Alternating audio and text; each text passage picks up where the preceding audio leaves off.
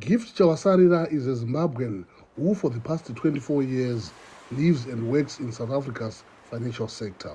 He says he wants to expand his business ventures in Zimbabwe. I came here to develop my country.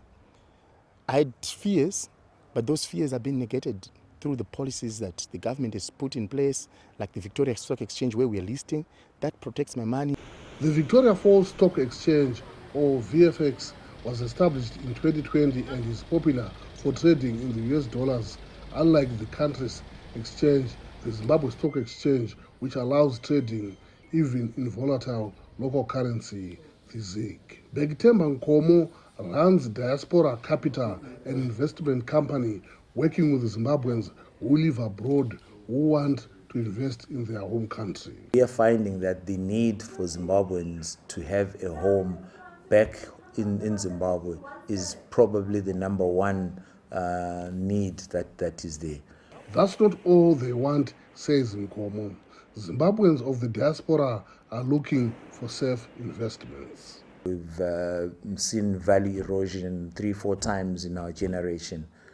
And we have found a way that answers that question to say, what is it that I can invest in that's not going to lose value? And it's the same old thing that our great-great-grandfathers did many, many years ago. And it is investing in cattle. We have found a way for people to invest in cattle on a short-term basis, on a medium to long-term basis, and that way we are able to preserve value, we are able to grow value. And even if there's currency changes, even if there's devaluation, the value of the cattle stays the same.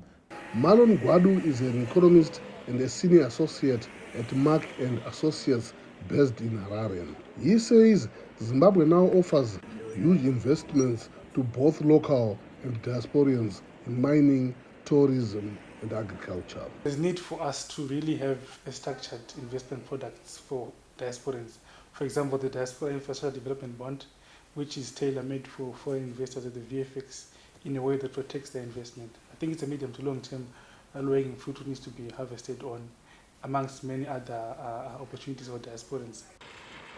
In some townships of Harare, houses for Zimbabweans in the diaspora are springing up and many hope to get returns through rentals.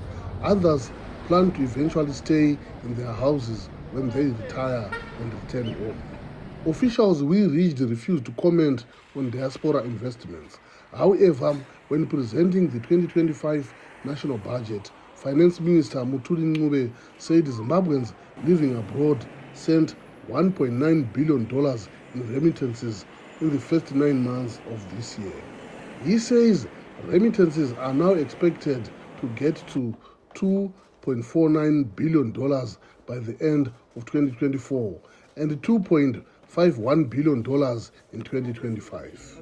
Columbus Mavhunga, VOA News, Harare, Zimbabwe.